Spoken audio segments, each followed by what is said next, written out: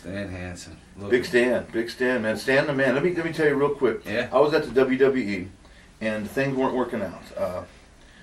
Real quick story. My last match at WCW was Bash at the Beach. I separated my chest, had several surgeries on the shoulder, and I was talking with Vince, and we cut a deal that I would have the surgery and come back in 9 days after my debut in Fresno. It just wasn't enough. I needed 6 to 8 months of rehab. I tried to do it in 90 days. Anyways, to make a long story short, I'd left WWE. I'd spoke to Stan Hansen. Him and I were working behind scenes. I need to call Stan and rethink him again because this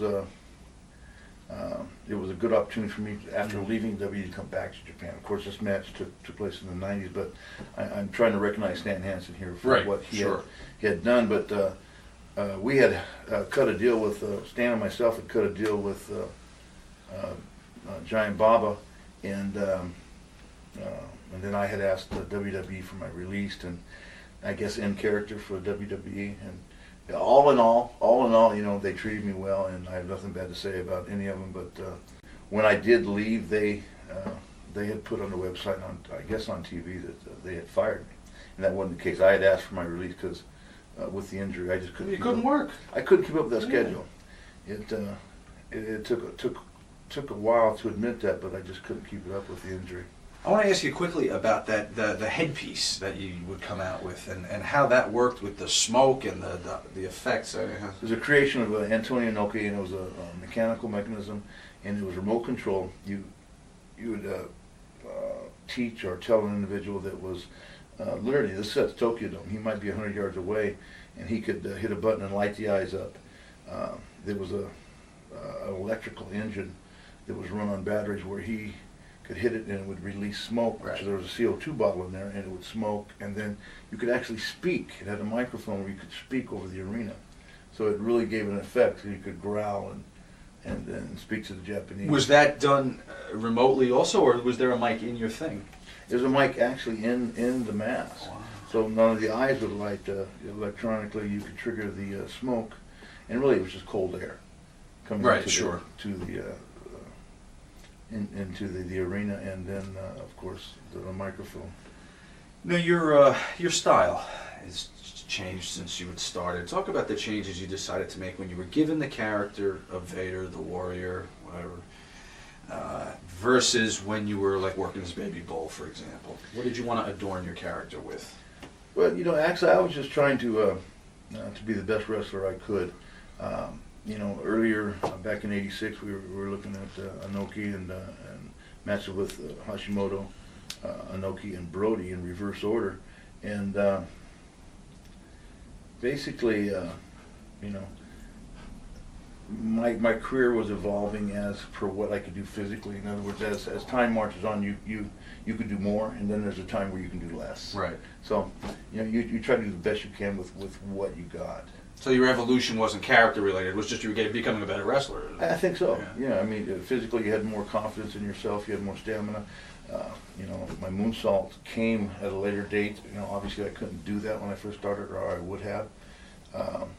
This right here, the eye injury we should point out here. This is good Lord. This is a true story. Stan and I are good friends at this point, and very good friends, and we still are. But He entered the ring first, and I come out with the mask on and the electronics and all that stuff as we're going on. So I take it off, and I'm ringside, and Stan, who can't see without his glasses, and he has his glasses That's off. True. Okay, he comes over the top rope, and he hits me in the forehead with the rope, okay? And it comes down, it breaks my nose. It shatters my nose, all right? So you got a broken nose in this match? Before I entered the ring. Oh, geez. Before I entered the ring, my nose broke. And I'm standing there, and it actually, I was out on my feet. I just remember I couldn't see, and then I could see, and then I couldn't hear.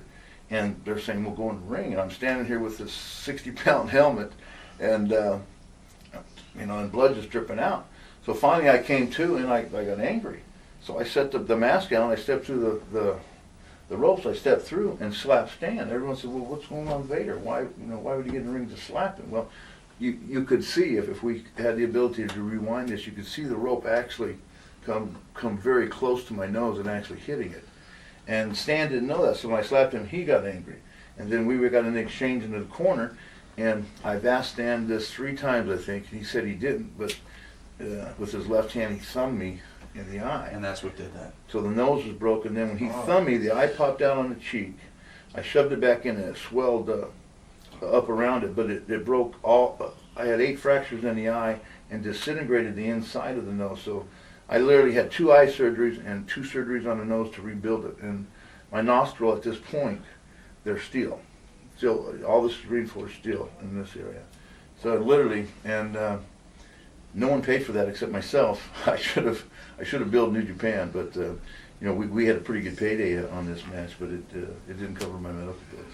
So the eye comes out. I'm going to go back in You case see we it? glossed over that for a few seconds. Oh, I see the injury, and people always talk about the eye, but I guess what people don't know is that the broken nose first. Yeah. Now the eye comes out of the socket completely, which you now have to force back in. Well, just instinctively. I mean, it may have been out for just a few seconds. It popped out, and I felt it, and I just the adrenaline, and I was scared, and I just back in, and then nature took over and swirled around it, which allowed me to continue to fight.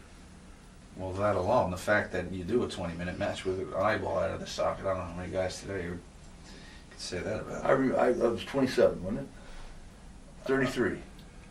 How old you were? No, the time. Oh, I have, unless it's edited, I have set 15 minutes and 30 seconds. No, it was longer than that. I believe Okay. it was edited.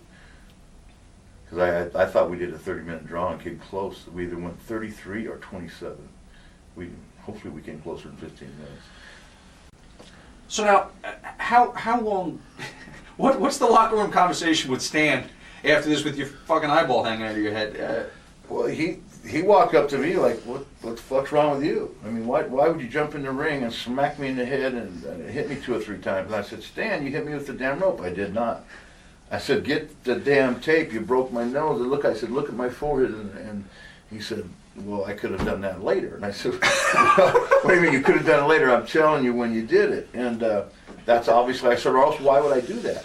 And I said, you know, I said, what did you hit me with? I said, I felt he had a foreign object in his hand. And later, I watched this film probably 100 times. I put it in slow motion and broke it down. And the thumb, it was, you know. It looked deliberate.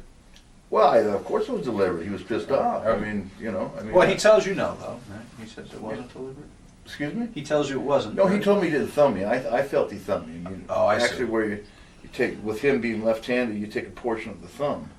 And I believe the thumb, I don't know, I don't think a fist would pop the eye out. The fist would cover the eye and swell it, but yeah. Yeah, in other words, typically you know, if you're in a fight and you stick your thumb in an eye, you can come to the inside and pop an eye out. And I think that's what happened with his left hand on my left eye. The crowd in Japan, the culture in Japan, is it something you were always comfortable with? You know, I enjoyed the crowd. In this era, we would wrestle to, I mean, 4,000 and 5,000 people, 3,000 and 4,000 and 5,000 people every night in the house show in the run. We would show up and we would do a big show early in the tournament. Say we had a 3-week tour, excuse me, the tour.